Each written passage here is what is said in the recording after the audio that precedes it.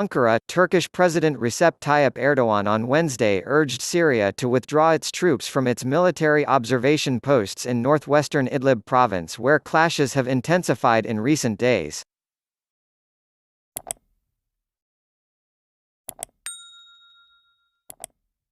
At the moment, 2 of our 12 observation posts are behind the regime's lines.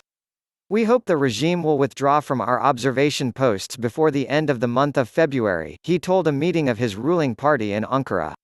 If the regime does not pull back, Turkey will be obliged to take matters into its own hands.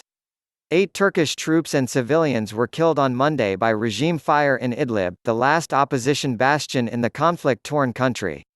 Turkey killed at least 13 Syrian government troops in response, according to monitors, in the deadliest clashes since Ankara sent troops to Syria in 2016.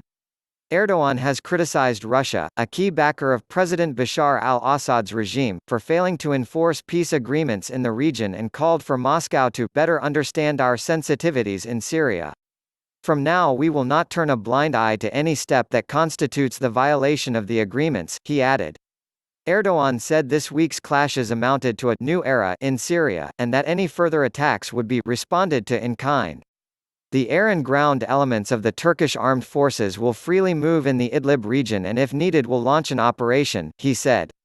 As part of the 2018 Sochi deal with Moscow, Turkey set up 12 observation posts in Idlib, one of which was surrounded by Assad's forces in December.